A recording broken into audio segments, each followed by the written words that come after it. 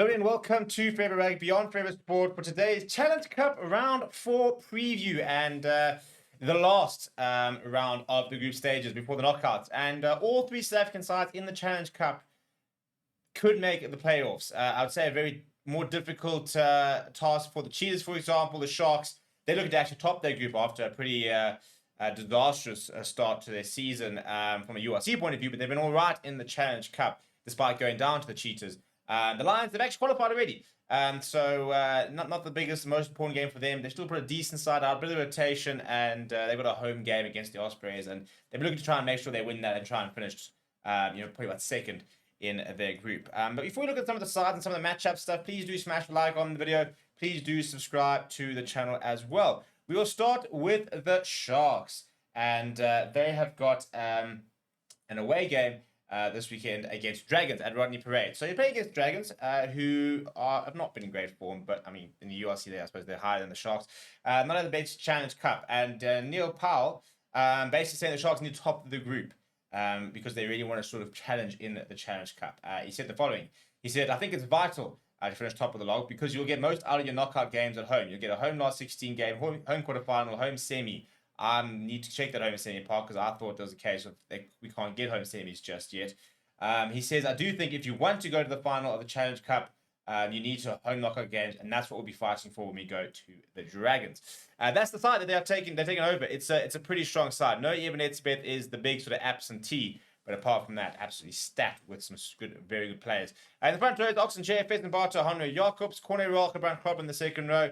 I'm a big Corne Roll fan, to be honest. So I think that him and Brand Krobler will form a decent lock partner, and to have somebody in the magnitude of Noru Roots coming off the bench will be a big boost as well. If we look at the loose trade, it'll be James Fenter, Lapis Lavascagni, Pep Spoot Lays. You played quite a lot of rugby together. The good news for the Sharks is that Vince Tuka, for example, seems to be back in training and could hopefully be available for them very soon. The 9-10 combination, Jaden Henderson comes in for Cohen Bosch. I think that's a very intelligent move, actually.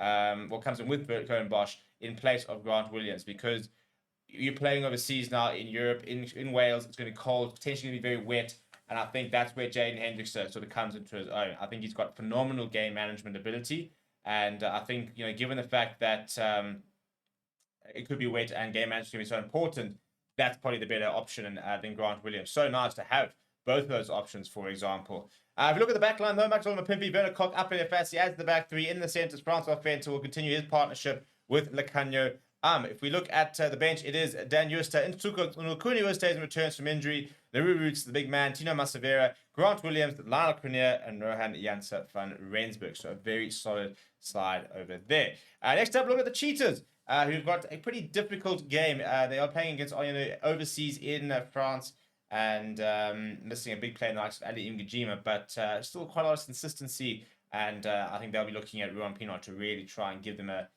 fighting chance of getting into the next round, because they are, at this stage, looking pretty good to go through, but it's a very close pool.